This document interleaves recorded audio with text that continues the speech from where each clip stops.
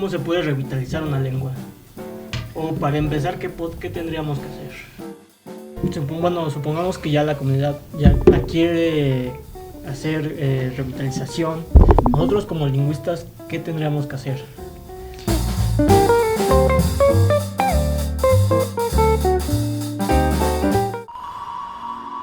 Estás escuchando Los Lingüistas.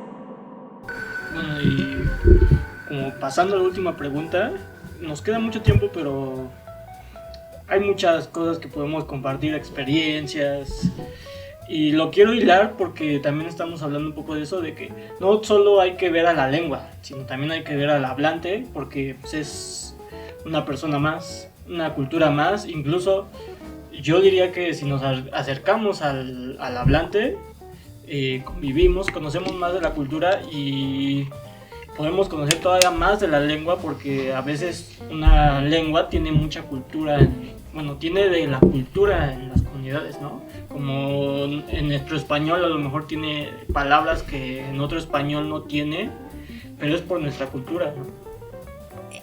Tenemos que entender dos cosas, ¿no? O sea, desde cuando nos asumimos como lingüistas o decimos vamos a dedicarnos a esto, vamos a tener dos visiones, ¿no? Una, ofrecer la perspectiva desde el estudio científico de la lengua, y otro, pues como hablantes, como seres comunes y corrientes, ¿no? Que pues nos sumergimos en un grupo, en una comunidad, ¿no? Y entonces cuando hacemos trabajo de campo estamos desde esas dos perspectivas, ¿no? Y pues creo que tendríamos que justo entender que la lengua pues codifica, es una manera en la que transmitimos, o una expresión cultural, ¿no? Justo tenemos que aprender a valorar, no solo por la comunidad, ¿no? También, o sea, tenemos que poder lidiar desde nuestras dos perspectivas, como hablantes, como partícipes de un conjunto social, etcétera. Pero también pensando que desde la lingüística podemos ofrecer perspectivas sobre una lengua, ¿no? No caer en la idealización de que es una lengua, ¿no? De que hay una comunidad. No, o sea, tiene un sentido, no nada más es decir que es una cultura y que pues no. Tiene un sentido valorar algo, ¿no? Yo parto mucho de la idea de que se tiene que valorar algo nada más porque existe, ¿no? No necesitamos como darle muchas vueltas para decir, ay, porque una cultura expresa, es una cultura, y no, simplemente porque está, solamente por eso tiene el derecho a ser, a desarrollarse. Y creo que como lingüistas podemos ofrecer tanto la perspectiva de describir cómo es eso, y pues también atender justo al respeto a los hablantes y a las comunidades, ¿no? Creo que tal vez lo que yo podría aportar aquí es una experiencia personal, ¿no? Va a parecer que me salga un poco de tema, pero van a ver que regreso a ello. El caso es que yendo en algún momento a campo, conocí a un curandero de su familia. Ellos hablan mazateco, y pues la primera visita fue muy bonita, ¿no? Muy científica, muy lingüística, en fin, pero las siguientes, con el pasar de las visitas, con lo que yo me encontré pues fueron básicamente los juicios de valor que hay dentro de las comunidades, ¿no? El juicio de valor que venía de parte del curandero es algo muy importante, creo yo, que también tenemos que tomar en cuenta, y difícil de ver, duro de aceptar, pero creo que también el que nos involucremos con las comunidades y los hablantes tiene que ver con que veamos su realidad, ¿no? Y la realidad no siempre va a ser color de rosa. Acá en este caso pues fue todo lo contrario, ¿no? O sea, fue una realidad muy negra, a partir de la cual me di cuenta que pues en realidad ahí la lengua es un instrumento de prestigio, como suele ser toda lengua en realidad, ¿no? Pero vaya, o sea, el choque cultural, lo que a mí me dejó como muy claro es que no es la cuestión idílica, no es lo que querríamos los lingüistas, no son nuestros, como el comportar de nuestros ancestros, como nos lo han platicado tal vez de una manera medio idealista, y concretamente en el caso del curandero, pues denostaba mucho el habla incluso de sus propios familiares, ¿no? O sea, sí, por eso menciono los juicios de valor. Para él, pues nadie hablaba bien más que él, ¿no? Si acaso sus papás, en dado caso. Y creo yo que esto es importante, ¿no? O sea, espero que esto no se tome como que estoy contando algo para darle en la torre a las comunidades y como, en fin, ¿no? Sino simplemente también para que estemos conscientes de ello, ¿no? O sea, como lingüistas uno lo ve todo como que todos quieren hablar su lengua, todos se llevan súper bien, todos hablan con todos. No, o sea, también hay juicios de valor, también hay pues jerarquías sociales, y por lo mismo que hemos platicado, ¿no? La lengua es un instrumento de comunicación, pero también es una expresión cultural y por lo tanto una expresión de las categorías sociales que hay. Entonces eso es importante, ¿no? Yo cometí ahí un pequeño error y me metí en problemas a las personas. No pasó de una discusión, pero vaya, o sea, el involucrarte con las personas también tiene que ser un trabajo de, no con los lentes del lingüista, ¿no? Sino también con los lentes de una persona que está comunicando con otra persona que está en un contexto distinto al propio, y eso también es importante, ¿no? Y aquí es muy interesante porque justo eso que dice Serge sobre los juicios de valor, ¿no? Que me recuerda, bueno, lo que comentaban hace un momento sobre qué caso le debemos hacer, o que creo que va relacionado con qué caso le debemos hacer los lingüistas en nuestro trabajo lingüístico, sobre los hablantes, ¿no? Pues, porque en realidad son ellos quienes nos dicen si algo es así o no, ¿no? O sea, podemos tener un inventario de reglas gramaticales de una lengua, pero pues lo vivimos incluso en español, que es una lengua como más estandarizada, que tiene mucha normativa, ¿no?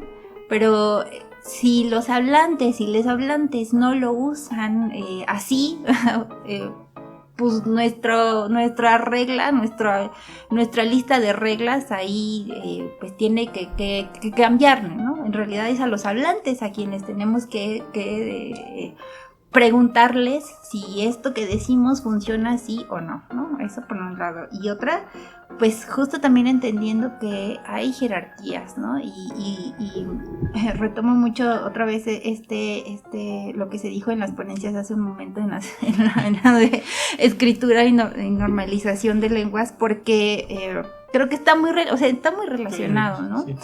Sí.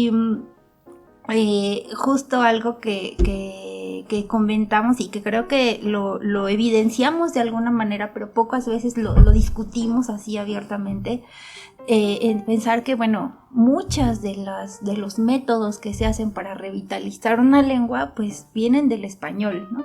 Con todo lo que eso implica, es decir, con el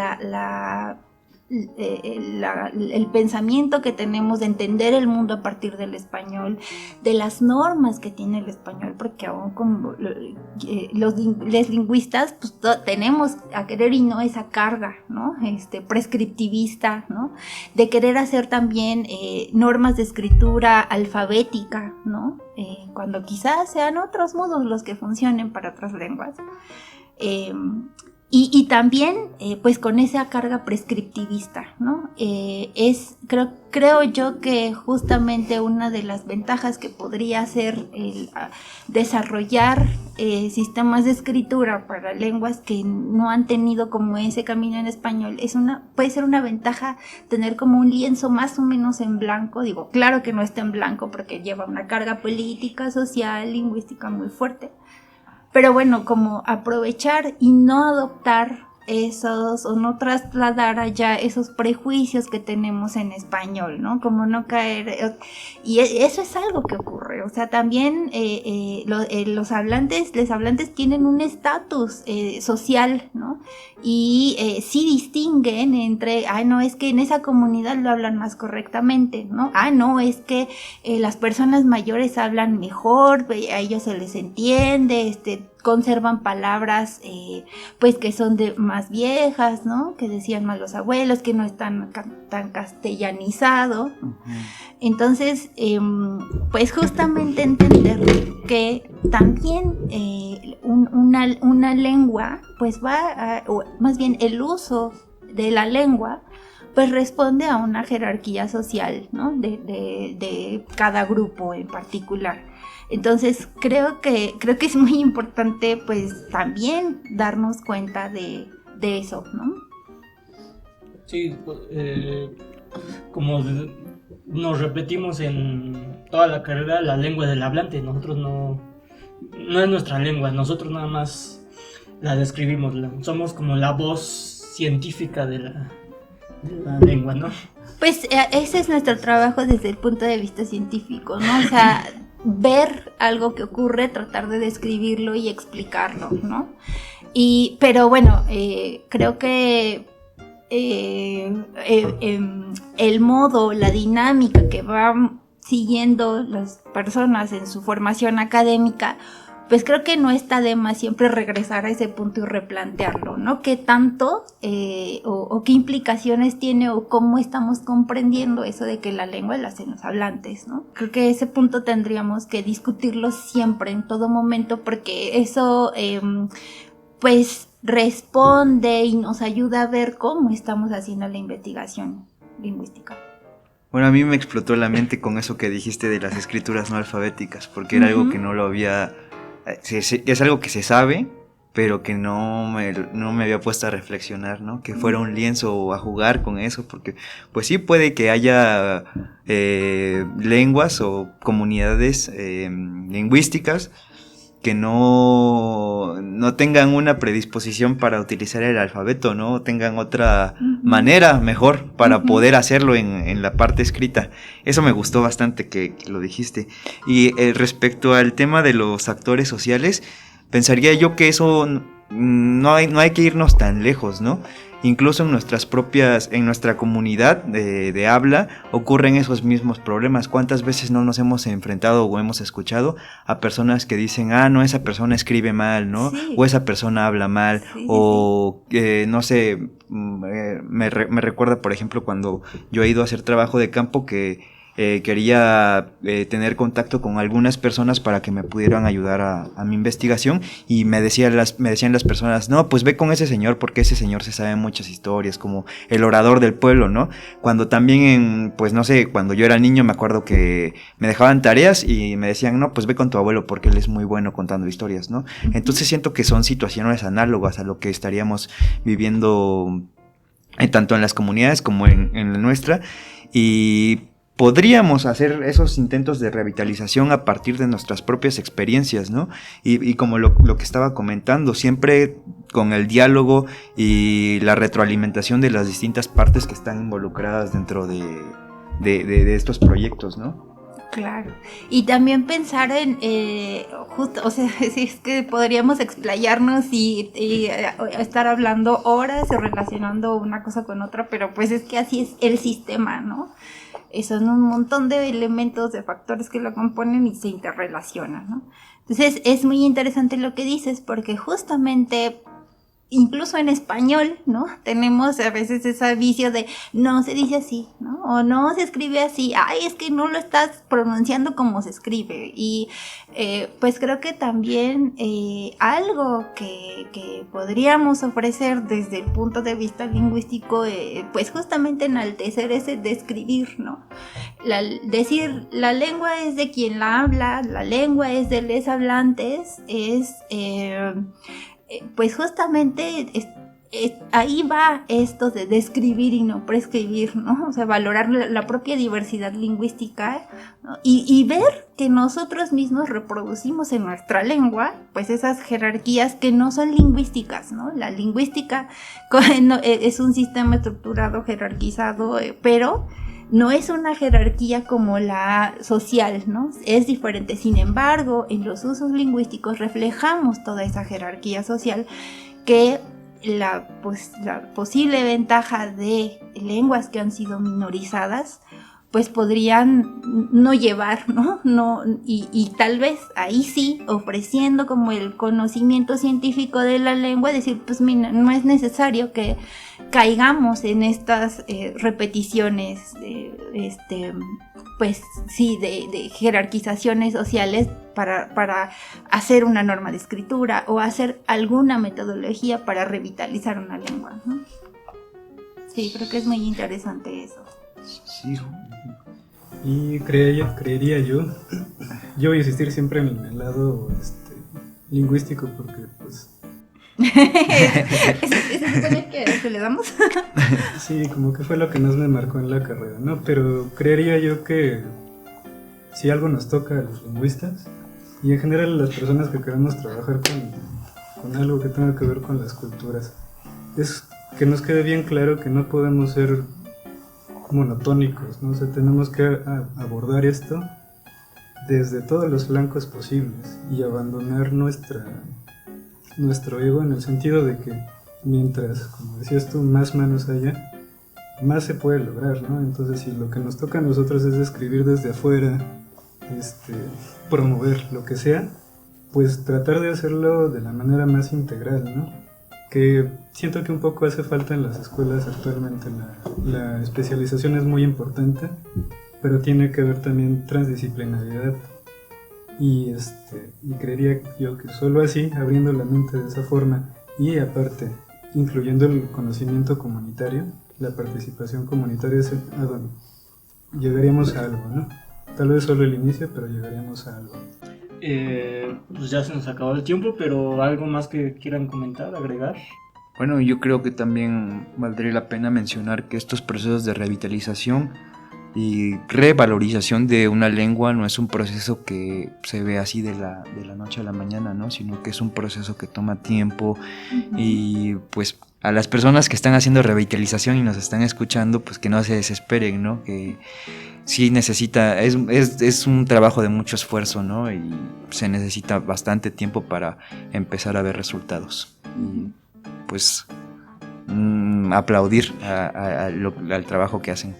Sí, es muy necesario, y tenemos que tener presente para quien intenten el camino a hacerlo, pues que una no es una decisión de los lingüistas como tal, ¿no? Sino más bien de comunidades de hablantes que sí tenemos que abogar, creo que todos, lingüistas o no, porque hablar la lengua es un derecho humano, hablar nuestra lengua materna, y que pues no solamente se va a resolver desde lo lingüístico, ¿no? Necesariamente se tiene que pues atender a las causas políticas, porque en realidad son las que, por lo menos en los tiempos actuales, pues hacen que se pierda una lengua, ¿no?